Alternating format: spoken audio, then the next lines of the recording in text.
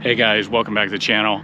We are at Josie's Hideout Saloon.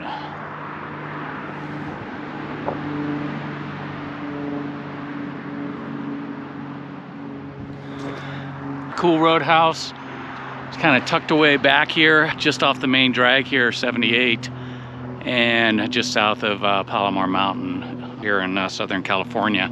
But really kind of tucked away back here in the woods and the hillsides, which is pretty cool.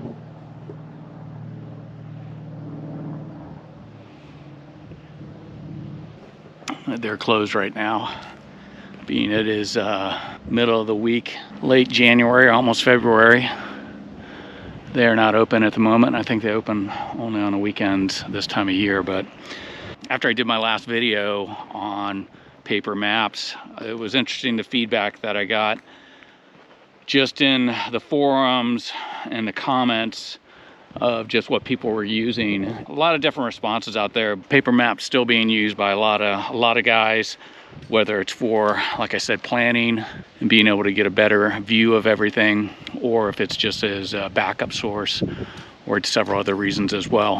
After that, I thought about doing another video, this one specifically related to a GPS device. A lot of different GPS devices out there, whether it is maps or navigational aspects, and that's probably primarily what most people use. I heard different comments in the responses to that last video. Guys were using, I think it was a Beeline, and several others for navigational purposes from a GPS perspective. But I've heard about people having problems with them or them breaking on trips, that sort of thing as well. I picked up a GPS device, and not necessarily for doing navigational, or I should say for mapping purposes from getting point A to point B, but more as both a message device that I can communicate with my wife or anyone else that I want to, and also be able to let them know through simply clicking into a link where I am at any one particular time. And the device I picked up was this InReach Mini2 by Garmin.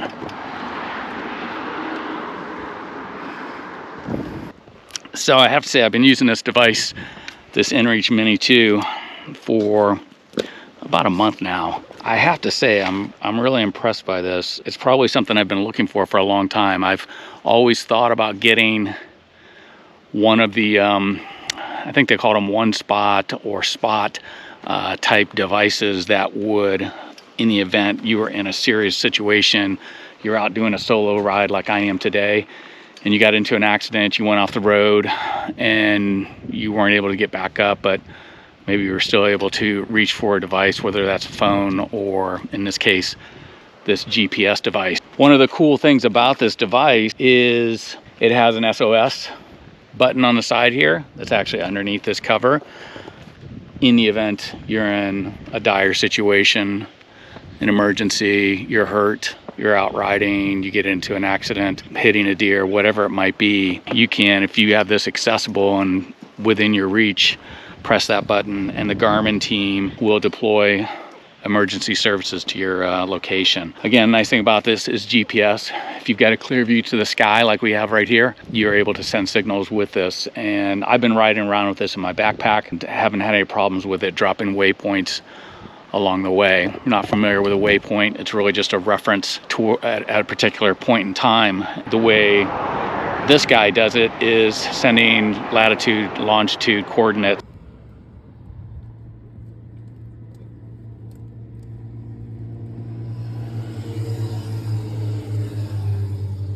So it's tracking you at every step, if you will, and you can set the interval as to how many times you want it to ping or set those waypoints. But yeah, I just think of waypoints as really a kind of a marker, if you will. It could be anything from, you know, I've been using different things over the years, such as big rocks or trees along certain roads or highways, to places like Josie's hideout that we're at right now. Could be considered a waypoint. I can send my location to anybody at any time. So in the case of like the SOS for emergency uses, by pressing the SOS button on this, I'm actually sending my location to Garmin and to their emergency services team in the event that I would ever need help.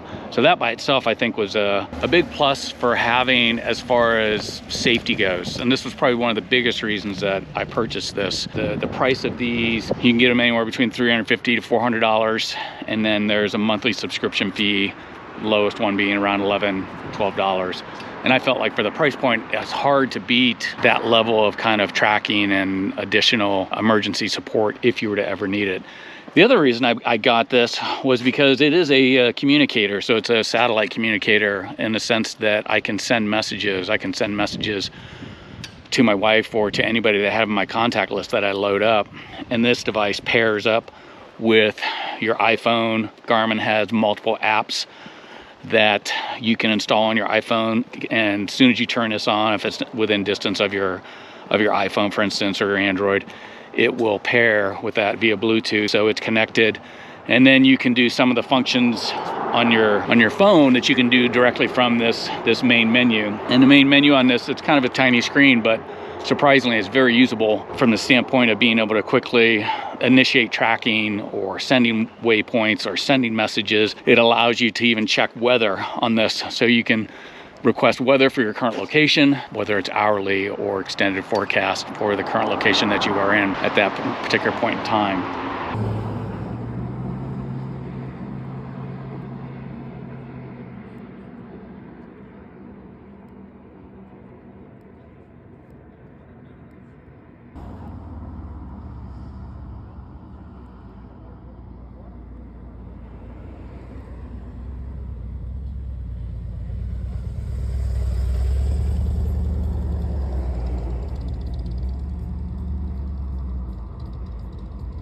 Very easy to use, being able to toggle through the menus, being able to do things like checking in, doing navigation. So if you're dropping waypoints along the way, if you're in an unknown territory, you can always backtrack and navigate your way back using this device as well. So a lot of different feature functionality with this, as far as reading messages, tracking, collecting the weather on this. Very handy little device for something that weighs almost next to nothing. The battery life on this has been really great. I've been running this all day now. It's about 2:30 in the afternoon. I still have 95% of the battery on this, so it's pretty impressive. The battery life on this is good. It's such a small device, and for what you get, for how tiny it is, it's just that extra added peace of mind, added security, if you will, from a safety perspective. And I think it's just, if you're a motorcyclist and you do solo rides, or you do two up,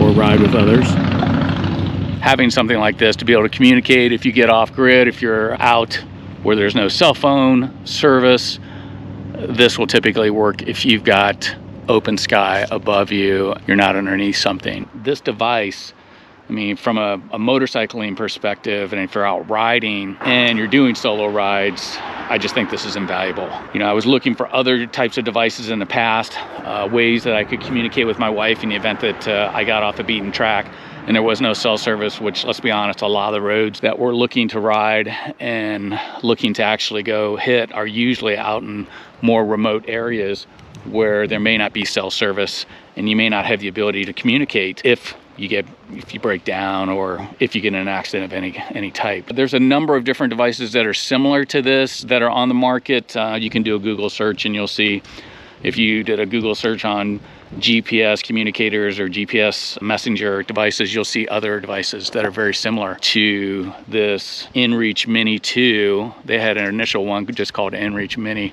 but this Garmin device, you'll see other ones in comparisons, and usually this was one of the ones that's right up at the top. I thought it was very, very unique in the sense of its size. There's other ones that are actually like full keyboards that almost look like a BlackBerry device.